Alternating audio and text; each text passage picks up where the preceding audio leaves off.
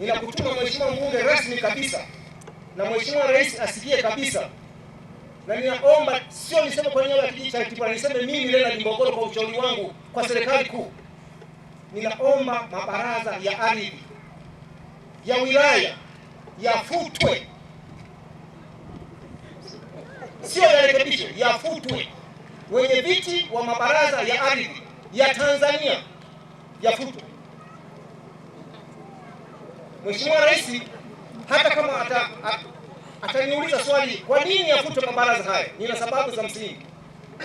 Sababu yangu ya kwanza, Mheshimiwa mbunge, mabaraza ya ardhi mamlaka zao wamepewa mwenyekiti wa baraza mtu mmoja tu.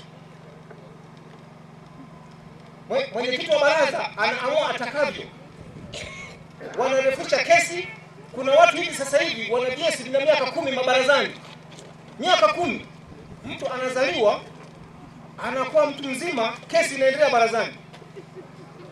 Mwisho wa siku mtu anakufa, anaiacha kesi. Mabaraza haya msaada wowote kwenye utatuzi wa migogoro ya ardhi.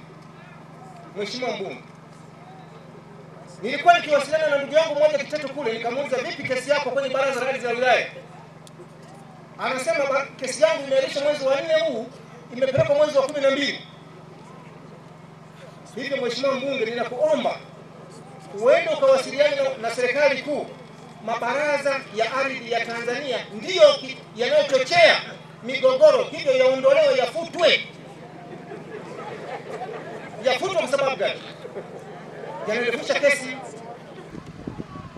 Tuna shule zetu za sekondari, tuna watoto wamesoma, wameenda huko, wanarudi kijijini, hawana ajira yoyote ile.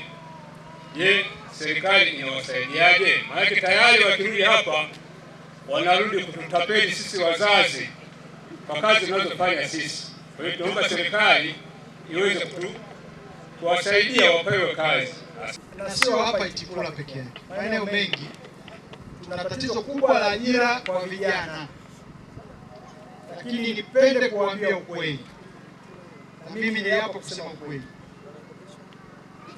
wazazi tuna matumaini makubwa sana kwamba tutasomesha watoto, na mimi nawatia moyo tuendelee kusomesha watoto.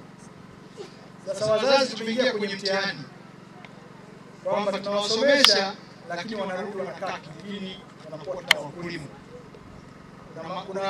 Kuna hiyo ni tatizo. Zangu la kwanza, tuelewane, tuendelee kusomesha kwa nia njema, lakini tutambue kwamba hakuna nchi duniani ambapo serikali inaajiri watu wote au inaajiri vijana wote. Ndio maana